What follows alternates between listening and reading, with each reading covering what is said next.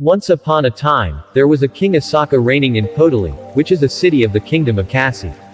His queen consort, named Ubbari, was very dear to him. She was charming, and graceful, and beautiful, passing the beauty of women, though not so fair as a goddess. She died, and at her death the king was plunged in grief, and became sad and miserable. He had the body laid in a coffin, and embalmed with oil and ointment, and laid beneath the bed, and there he lay without food, weeping and wailing. In vain did his parents and kinsfolk, friends and courtiers, priests and laymen, bid him not to grieve, since all things pass away, they could not move him.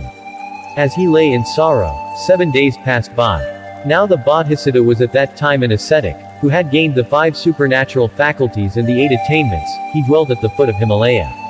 He was possessed of perfect supernatural insight, and as he looked round India with his heavenly vision, he saw this king lamenting, and straightway resolved to help him.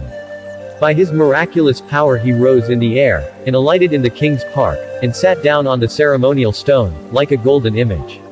A young Brahmin of the city of Potali entered the park, and seeing the Bodhisattva, he greeted him and sat down. The Bodhisattva began to talk pleasantly with him. "Is the king a just ruler?" he asked. "Yes, sir, the king is just," replied the youth, "but his queen is just dead. He has laid her body in a coffin, and lies down lamenting her, and today is the 7th day since he began. Why do you not free the king from this great grief? Virtuous beings like you ought to overcome the king's sorrow." "I do not know the king, young man," said the Bodhisattva, "but if he were to come and ask me, I would tell him the place where she has now come into the flesh again, and make her speak herself. Then, holy sir, stay here until I bring the king to you," said the youth. The Bodhisattva agreed, and he hastened into the king's presence, and told him about it. "You should visit this being with the divine insight," he told the king. The king was overjoyed at the thought of seeing Ubbari, and he entered his chariot and drove to the place.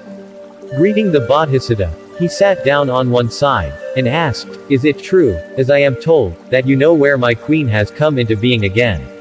"Yes, I do, my lord king," replied he.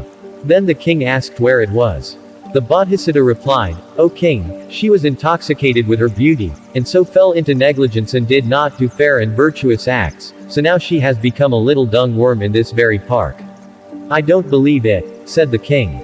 "Then I will show her to you, and make her speak," answered the Bodhisattva. "Please make her speak," said the king. The Bodhisattva commanded, "Let the 2 that are busy rolling a lump of cow dung come forth before the king," and by his power he made them do it, and they came. The Bodhisattva pointed one out to the king. "There is your queen Ubbari, O king. She has just come out of this lump, following her husband the dung-worm. Look and see." "What? My queen Ubbari a dung-worm? I don't believe it," cried the king. "I will make her speak, O king." "Pray make her speak, holy sir," said he. The Bodhisattva by his power gave her speech. "Ubbari," said he. "What is it, holy sir?" she asked, in a human voice. "What was your name in your former character?" the Bodhisattva asked her. "My name was Ubbari, sir," she replied, "the consort of King Assaka." "Tell me," the Bodhisattva went on, "which do you love best now, King Assaka, or this dung-worm?" "Oh sir, that was my former birth," said she. "Then I lived with him in this park, enjoying shape and sound, scent, savor and touch, but now that my memory is confused by rebirth, what is he? Why, now I would kill King Assaka, and would smear the feet of my husband the dung-worm with the blood flowing from his throat."